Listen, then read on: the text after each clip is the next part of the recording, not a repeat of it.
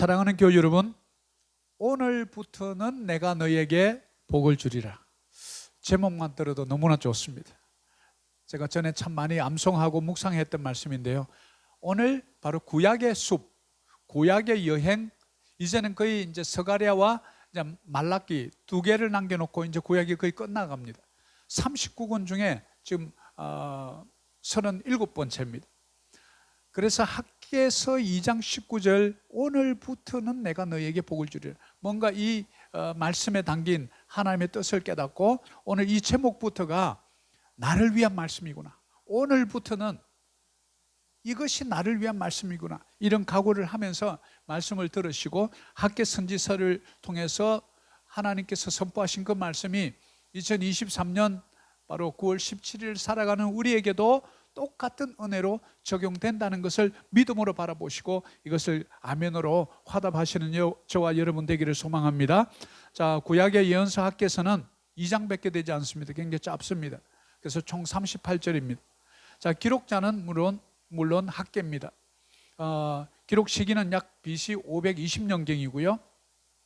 이 편지를 받아볼 사람들은 누구냐면 바로 바벨론 포로 70년 후에 이들이 예루살렘으로 돌아와서 성전이 회파된 그 성전을 재건해야 되는데도 불구하고 성전 재건을 하지 않고 중단하고 있는 유대 백성들에게 이 학개 선지서가 바로 선포되는 것이죠. 그래서 학개라는 이름, 즉 영어로는 하가이라고 이렇게 이제 발음을 하는데 우리는 이제 학개라고 번역을 해놨습니다. 이 학개 이름은 뜻은 나의 명절 이런 뜻입니다. 나의 명절. 우리 명절에는 다 고향 가잖아요.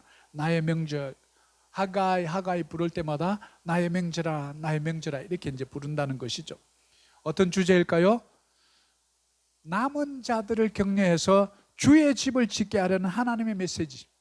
제가 어제 이 말씀을 계속 묵상하다가 우리 교회에 주는 말씀이구나 하는 것을 어제 제가 깨달았습니다. 학개서의 주 메시지는 성전을 건축하라 이겁니다. 이스라엘 백성들이 손을 놓고 있으니까 하나님께서 학개를 통해서 학개 선지서에 가서 백성들에게 좀 외쳐다오. 지금 70년 포로 생활 가운데 그들이 부러지질 때 내가 구속해서 그들을 해방시켜서 예루살렘으로 보내놨더니 지금 예루살렘 성전은 해파되고 성문이 다 무너지고 벽은 다 무너졌는데 손 놓고 있다. 마음이 그냥 낙심하고 좌절해서 손 놓고 있으니까 그들에게 선포해라. 성전을 지으라고. 이 메시지가 핵심 메시지예요. 바로 오늘 우리 사도행전 29장 비전교회를 향한 하나님의 메시지라는 것을 제가 강하게 어제 받았습니다. 그래서 주의 전이 황폐하지 않도록 백성들을 독려해서 주의 일을 하게 하는 것, 이것이 바로 목적입니다. 어떤 내용일까요? 페르시아 고레스 왕이 바벨론 군대를 이제 완전히 무찌릅니다. 그리고 유대인들이 약속의 땅 예루살렘으로 돌아가도록 해줍니다. 여러분, 이거 보통 일이 아닙니다. 이 페르시아 제국이 바벨론 제국을 쉽게 말해서 먹어요. 보니까 유대인들, 이 포로들이 많은 거예요. 그 당시만 해도 포로는 자산입니다. 그 포로가 있다는 건 엄청난 노동력을 갖고 있기 때문에 거의 1500년 전 얘기, 2500년 전 얘기이기 때문에 그 당시만 해도 노동력이 큰 자산이에요. 그런데 그 포로들을 다 돌려서 보낸다? 여러분, 이거 사람의 생각으로 도저히 이해할 수 없는 하나님의 경륜, 하나님의 섭리 외에는 이해가 잘 안 되는 부분이에요. 고레스가 도대체 무슨 생각을 했는지 이들을 전부 돌아가서 너희들이 예루살렘 성에 가서 예배를 드리라고 호의를 베풀어 줍니다. 그 고레스의 마음을 움직이신 분이 누구냐? 바로 저와 여러분이 오늘 예배하는 바로 만군의 여호와 우리 주 하나님이신 줄 믿습니다. 그래서 그분은 역사를 주관하십니다. 여러분, 역사의 주관자는 하나님이신 줄 믿습니다. 역사가 러시아가 우크라이나를 치고 여러 가지 북한의 김정은이 남한을 위협해도요, 실제로 그 뒤에 뒷면에서 역사의 완전한 주관자는 우리 하나님이신 것을 믿습니다. 이것을 우리가 믿는 신앙인들이 모여서 예배하는 것이죠. 그래서 학개 선지자를 통해서 왜 예루살렘에 돌려보내주었더니 예루살렘 성전 재건도 하지 않고 말씀도 선포하지도 않고 그렇게 있느냐? 그래서 특별히 학개 선지서와 스가랴 선지서 두 선지서를 통해서, 선지자를 통해서 성전을 빨리 일어나서 지어라, 이 메시지예요. 그 다음 주에 볼 스가랴하고 이번 주에 볼 학개서는 성전을 건축하라, 이게 메시지예요. 핵심장은 2장인데요 보고 행동하라, 보고 가만히 있지 말고 행동하라, 이게 핵심장이고요. 핵심 절은요 학개서 1장 18절인데 그 집을 건축하라. 제가 어제 이 말씀 보다가 하나님께서 우리 교회를 올해 이 교회를 주시겠구나, 우리 성도들 마음속에 이 성전을 건축하라, 이 마음을 오늘 메시지를 준다는 것은 하나님께서 경륜하시고 섭리하심을 우리에게 미리 알려주시는 줄 믿습니다. 그래서 핵심 단어는요 건축이에요. 여러분, 우리는 이제 뭐 이렇게 교회를 사는 거니까 건축하는 게 아니라고 생각하는데 사는 것도 다 건축이잖아요. 없던 교회를 우리가 사는 거니까요. 여러분, 사는 거는 돈으로 사는 게 아니고 주님의 마음으로 사는 줄 믿습니다. 그래서 우리는 마음을 강하게 하고 일할지어다. 우리의 마음을 어떻게 그렇게 하는지, 하나님 우리 뭐 그렇게 돈도 넉넉하지도 않고 어떻게 이렇게 다 교회 살 돈도 없는데 어떡합니까? 마음을 강하게 하는 거예요. 그래서 제가 어제 이 말씀을 듣다가 제가 좀 책망이 오더라고. 목사야, 네가 어떻게 그렇게 믿음이 없느냐? 마음을 강하게 하라는 뜻이 무엇이냐? 조금 이따 이제 말씀을 한번 볼 거예요. 일할지어다. 손 놓고 있지 말고 기도하고 말씀 가르치고, 이 교회가 이 땅에 있어야 되는 이유, 하나님의 뜻을 이루어 드리는 교회, 사람의 냄새가 나는 교회가 아니라, 목사가 마음대로 하는 교회가 아니라 하나님의 뜻이 온전하게 이루어지는 그런 교회, 말씀과 성령이 통치하는 그런 교회, 그런 교회면 내가 언제든지 너희들의 기도를 들어주겠다. 이것이 저를 향한 메시지였습니다. 하나님이 얼마나 이 교회를 사랑하는지, 그리고 그 개척된 교회, 건축된 성전을 통해서 하나님께 마음껏 여호와의 영광을 보여주고 그 교회를 축복을 주는데, 그래서 나오는 말이 오늘부터는 내가 네게 복을 주실 것이라. 누구에게요? 교회를 건축하는 자들에게, 성전을 건축하겠다는 뜨거운 열정을 가진 자들에게 주시는 말씀이에요. 그 말씀을 쏙 빼가지고 아무것도 하지 않았는데 내가 너에게 복을 주실까, 이것만 딱 붙잡고 있어서는 안 돼요. 그 전에 하나님의 어떤 조건이 있다는 것이죠. 그래서 영적 교훈은 뭡니까? 주의 일을 먼저 하라. 목사님, 그럼 내 일은 언제 해요? 주의 일을 먼저 하면, 그 뜻이 아니고요, 여러분의 마음이 먼저 가 있는 그곳이 바로 진짜 백이 마음이에요.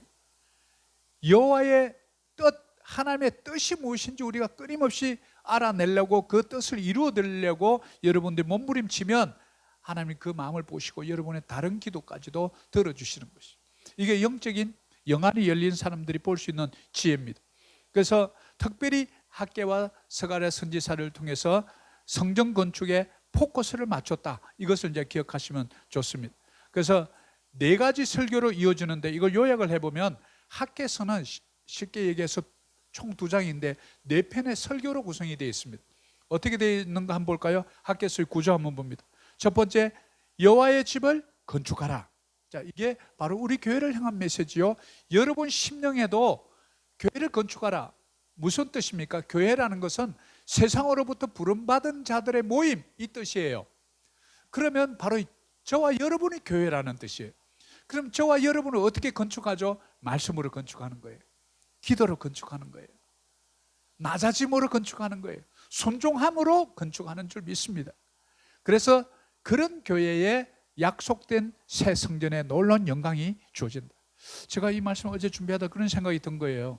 박 목사야, 너희가 내 뜻을 어기지 아니하고 사람의 뜻으로 굴러가지 않고 내 뜻이 온전히 이루어지도록 내가 포커스를 맞추고 이 교회를 잘 경영하가면 내가 내 교회에 큰 영광을 주겠다. 제가 너무 감동인 거 있죠. 왜냐하면 그 새 성전에 영광이 임한다는 것은 주님의 임재를 뜻해요. 주님의 임재가 임하면 여러분의 문제가 해결되는 줄 믿습니다. 여러분 기도 제목 소곤소곤 얘기해서 옆 사람은 몰라도 우리 주님은 다 아는 줄 믿습니다. 여러분이 간절히 소망하는 그 기도가 이루어지는 줄 믿습니다. 저는 그렇게 받았습니다. 새 성전에 임하시는 하나님의 영광은 여러분의 기도 응답으로 드러날 줄 믿습니다. 그래서 부정한 백성들, 죄로 인해서 70년 동안 포로로 잡혀갈 수밖에 없는 인생들, 그런 백성들에게마저도 복을 주시는 하나님, 그것을 너희들이 경험해보고 그것을 너희 이웃에게 간증하라. 이것이 우리 신앙인들이, 교회가 오래됐다고, 교회가 성도가 많이 있다고 복받는 교회가 아닙니다. 하나님의 영광이 임하는 교회가 복받는 교회인 줄 믿습니다. 그리고 마지막으로 스룹바벨을 통해서 너희는 여호와의 인장반지라, 마지막 확정을 탁 도장을 찍어줍니다. 제가 이 짧은 이 2장의 학개서를 보면서 바로 오늘 우리 교회를 향한 분명한 메시지구나라는 사실을 깨닫고 얼마나 흥분이 됐는지 모릅니다. 그래서 학개서는 죄의 결과, 만군의 여호와의 말, 오늘부터 복을 주리라, 너를 인장으로 삼으리라, 이 네 가지 구절이 딱 맞춰져서 총 2장으로 만들어졌다 하는 것을 기억하시고요. 학개서 1장 6절을 같이 한번 봅니다. 같이 한번 봉독합니다. 너희가 많이 뿌릴지라도 수확이 적으며 먹을지라도 배부르지 못하며 마실지라도 흡족하지 못하며 입어도 따뜻하지 못하며 일꾼이 삭슬 받아도 그것을 구멍 뚫어진 전대에 넣음이 되니라. 만군의 여호와가 말하노니 너희는 자기의 행위를 살필지니라. 아멘. 자, 여호와의 날에 무슨 일이 일어날까? 여호와의 날에 항상 말씀이 먼저 임합니다. 여러분이 하나님을 만나는 것, 말씀으로 임하는 거예요. 여러분이 어려운 가운데 있을 때, 고난 가운데 말씀으로 임하십니다. 그것은 틀림없는 하나님의 임재예요. 어떤 느낌으로 오는 게 아니에요. 감으로 오는 게 아니에요. 그래서 많이 소위 예언자라고 하면서 잘 있는 성도님 불러다가 당신 미래에 이런 복이 있을 거야, 이렇게 막 예언을 함부로 해주는 거 굉장히 위험한 일이에요. 여러분 힘들고 어려울 때, 무릎 꿇고 기도할 때, 말씀 읽을 때 말씀으로 임해요. 항상. 그래서 항상 말합니다. 만군의 여호와가 말하노니, 이렇게 늘 하나님이 자기 선언을 해요. 셀프 프로클레이션. 내가 말하는 거야. 그게 사람의 말이 아니야, 하나님의 말이야. 명심해서 잘 들어. 이런 어감으로 이해하시면 됩니다. 그런데 자 보니까 성전이 지금 다 황폐해지고 벽이 무너지고 엉망이 됐는데 이들이 포로 생활에서 돌아왔단 말이죠. 그들의 기도를 응답해 준 거예요. 돌아왔는데 16년 동안 예루살렘 성전을 손 놓고 있었던 거예요. 그냥 내버려 둔 거예요. 그래서 너희 행위를 돌아보라, 이 뜻에는 너희가 지금 뭐 하느냐, 지금 너가 무엇하고 있느냐, 이 좀 부드러운 사랑의 책망이 이 뒤에 깔려 있는 거예요. 너희는 자기의 행위를 살필지라. Consider your ways. 잘 한번 너희가 무엇하는지 생각해봐라, 이 뜻이죠. 너희가 바벨론 포로 생활 70년 갔을 때 너희가 먹어도 배부르지 않고 마셔도 만족이 없고 옷을 좀 이렇게 걸쳐 입어도 춥고 배고프고, 그리고 삭슬 받기는 받는데 구멍 뚫어진 지갑에 돈을 넣는다는 거예요. 얼마나 힘듭니까? 그래서 죄의 삭은 사망이라, 죄의 삭은 반드시 우리가 받게 돼 있거든요. 그래서 죄를 회개하고 맑은 정신으로 지금이 무엇할 때인지를 잘 살펴보라. 예루살렘 성전과 문이 해파된 지가 언제인데 아직도 정신 못 차리고 이렇게 있느냐? 눈을 들어서 하늘을 보라. 때를 분간하라. 세상 일기는 잘 알면서 어찌 하나님의 뜻을 모르느냐? 이렇게 말해주는 거예요. 우리 교회에 적용해 볼까요? 교회를 지금 건축하겠다고 하는데 너희들 정말 기도하느냐? 텐텐 기도 때 정말 교회를 놓고 부르짖고 기도하느냐? 지금 많은 한인 교회들이 있지만 말씀을 양육하고 현지를 깨우는 그런 교회가 필요한데, 추수할 들판은 누렇게 익어가는데 일꾼이 없는 이때에 너희가 무엇하느냐? 기도해야 된다는 것이죠. 어찌해서 하나님의 뜻을 모르느냐? 우리는 하나님의 때를 분간할 줄 아는 그런 지혜가 있어야 되는 줄 믿습니다. 여러분들 하나님의 때를 분간할 때 하나님은 너희는 내 마음에 합한 자라 이렇게 칭찬해 주시는 거죠. 우리는 그것을 기억해야 합니다. 그래서 이들이 바벨론 강가에서 70년 동안 포로 생활하면서 얼마나 힘들었는지를요, 시편 137편이 이것을 노래하고 있어요. 어떻게 노래하는지 아십니까? 우리가 바벨론의 여러 강변 거기에 앉아서 시온을 기억하며 울었도다. 그 중에 포도나무에 우리가 우리의 수금을 걸어놨으니 이는 우리를 사로잡은 자가 거기서 우리에게 노래를 청하며 우리를 황폐하게 한 자가 바로 이제 바벨론이죠. 기쁨을 청하고 자기들을 위해서 시온의 노래 중 하나를 노래하라 함이라. 포로를 잡혀갔는데 야, 유대인들 너희들 무슨 노래를 그렇게 잘한다며? 우리를 위해서 노래 좀 해봐. 포로들아, 노래가 나옵니까? 우리가 이방 땅에서 어찌 여호와의 노래를 부를까? 여러분, 바로 하나님이 역사하시는 네 가지 단계가 있는데, 첫째, 부르짖습니다. 왜? 고난당하니까. 애굽에 잡혀갔던 이스라엘 백성들도 430년 동안 종대에 있을 때 부르짖습니다. 듣습니다. 모세라는 지도자를 보냅니다. 그들을 해방시킵니다. 출애굽하죠. 그리고 가나안 땅 비전을 줍니다. 가나안 땅으로 가라, 비전을 줍니다. 이 네 가지, 이것이 끊임없이 이어지는데 바로 이 학개서에도 그런 흐름이 똑같이 적용된다는 거예요. 예루살렘 성전이 해파되었어요. 70년 동안 바벨론 포로 생활 있었어요. 이들이 부르짖습니다. 어떻게 부르짖을까요? 한번 들어볼까요? 그래서 바벨론 강가에서, 아하바 강가에서 이들에게 노래를 부르라는 거예요. 성전에서 부르는 노래를 불러보라는 거예요. 바벨론 포로 생활 70년이 얼마나 힘든지를 우리는 이 보니 엠이라는 흑인 가수를 통해서 전 세계적으로 히트를 쳤던 노래예요. 그런데 알고 보면 굉장히 슬픈 노래예요. 마치 일제 치하에서 36년 동안 우리 보고 아리랑 노래 좀 불러봐,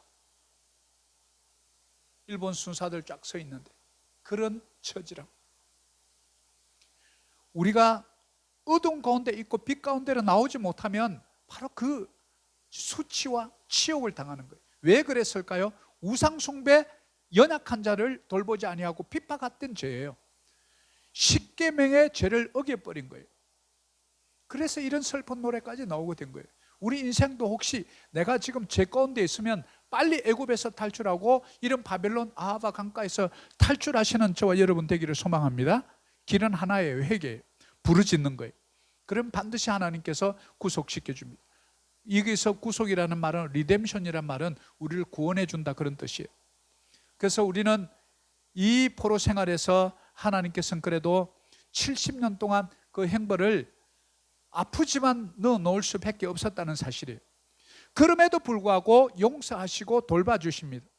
자비의 하나님, 긍휼의 하나님이시기 때문에 그렇습니다. 완전히 멸망시켜 버릴 수도 있는데 2000년 동안 유리했던 이스라엘 백성들을 1948년도에 2000년 만에 독립을 시켜서 해방을 시켜줘요.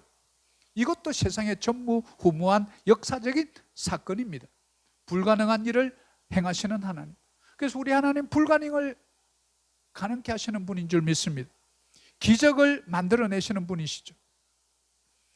한 세대가, 여러분 30년을 한 세대라고 하는데 70년 같으면 두 세대가 지나버린 거예요. 벌써 손자 세대까지 그 고난을 당했다는 거예요. 이 70년의 징계와 노예 생활, 우리는 우리 삶 속에서 이것을 기억해야 합니다. 왜 그랬을까? 죄 때문에. 어떤 죄요? 하나님을 잊어버리고 세상의 우상을 숭배. 오늘날 우상이 뭘까요? 여러분, 잘못하면 내 자녀가 우상이 될 수 있어요. 돈이 우상이 될 수 있어요. 여러분, 명예가 우상이 될 수 있습니다. 여러분의 출세, 이게 명예가 될, 이 우상이 될 수 있어요. 여러분이 너무 좋아하는 것, 주님보다 더 좋아하는 것, 그게 바로 우상의 정의예요. 하나님과 내 사이에 끼어 있는 것, 그게 우상이에요. 이것을 빨리 정리하지 않으면 바로 이런 고통을 겪는다. 학개서 1장 8절을 봅니다. 자, 같이 한번 봉독합니다. 너희는 산에 올라가서 나무를 가져다가 성전을 건축하라. 그리하면 내가 그것으로 말미암아 기뻐하고 영광을 얻으리라 여호와가 말하였느니라. 자, 이게 이제 보면 그 그림 한 장을 보면 이렇게 막 벽이 무너졌어요. 이 이제 벽을 이제 우리가 어떻게 이게 성전을 다시 이제 건축할까 이제 독려를 하기 시작하는 거죠. 자, 그래서 70년 포로 생활 가운데 부르짖으니까 해방시켜 줍니다. 학계 선지사를 보냅니다. 스가랴를 보냅니다. 사명을 상기시킵니다. 예루살렘 성전을 먼저 건축하라. 성전 건축이에요. 산에 올라가서 그러면 나무를 베어오는 수고를 직접 해야 돼요. 험한 산을 올라가야 됩니다. 나무를 베어야 합니다. 예루살렘 성전까지 메고 와야 됩니다. 위험이 따릅니다. 여호와의 임재가 있는 성전 건축은 노력 없이 땀 없이 되는 게 아니라는 거예요. 우리가 하나님께서 이 교회 성전을 주는 것도 그저 주는 게 아닙니다. 많은 성도님들의 눈물 어린 땀이 모여서 그 헌금으로 이렇게 들어오고 이것을 우리가 모으고 전략해서 정말 서럽게 욕먹으면서 치욕을 참으면서 이를 다물고 번 돈 가지고 여러분 이 교회가 세워져 나가는 거예요. 우리 하나님의 임재가 있는 그런 영광이 있는 교회는 어떤 교회냐? 우리의 땀 흘림이 있는 그런 교회 건축인 줄 믿습니다. 그래서 우리는 그 길을 가고 있습니다. 그래서 우리는 주일마다 성전에서 기뻐하고 하나님의 영광을 늘 갈구하는 것입니다. 왜냐하면 우리 하나님은 우리가 무릎 꿇을 때, 우리가 구할 때 반드시 들으시는 분인 줄 믿습니다. 여러분의 기도, 여러분이 잊어버릴지 몰라도 하나님은 결코 잊어버리지 않습니다. 저는 예수를 모르고 대학교 1학년 때 친구 따라 감림산 기도원에 MT 간다고 꼬여서 따라갔다가 10가지 기도를 토굴 속에 하라는데 토굴에는 무서워서 제가 나왔어요. 그래서 산에 겨울에 그 추운데 나무 뿌리를 붙잡고 보니까 전부 기도하고 있어서 저는 기도가 뭔지도 모르고 소나무를 붙잡고 기도했습니다. 10가지를 구했습니다. 그 10가지를 돌아보니까 그때는 뭐 저희들처럼 풍요로운 삶, 풍요로운 빛, 기초 뭐 성경교재 아무것도 없었어요. 성경이 뭔지 몰랐어요. 불교인이고 그냥 우상을 숭배했던 우리 집안의 장남인데 그럼에도 불구하고 제가 10가지 놓고 기도했는데 여러분 놀라지 마세요. 10가지 기도 다 들어주셨어요. 제가 하나님의 신실하심 생각할 때마다 제가 하나님 백성도 아닌데 세례가 뭔지도 모르는 사람의 기도를 10가지 어떻게 다 들어주면 어떡해요? 제가 하나님한테 그렇게 우습게 질문할 때 있거든요. 하나님 다 알고 계신 거예요. 하나님 백성 될 줄 다 아는 거예요. 그 10가지를 다 들어주셨어요. 여러분 기도를 여러분 중단하지 마십시오. 여러분 기도를 멈추지 마십시오. 기도를 계속하세요. 언제까지요? 응답될 때까지요. 그러면 하나님께서 기다리고 여러분을 보는 거예요. 진짜 백인가 가짜인지를 보는 거예요. 하다가 중단해버리면 그거 진짜 아닌 거예요. 하나님이 더 그 기도가 응답되기를 원하신다고요. 사실은 알고 보면 우리가 몰라서 그렇지. 여러분 우리는 그 하나님을 우리는 바라볼 수 있는 눈이 열려야 합니다. 사람 보지 말고 하나님을 보아야 해요.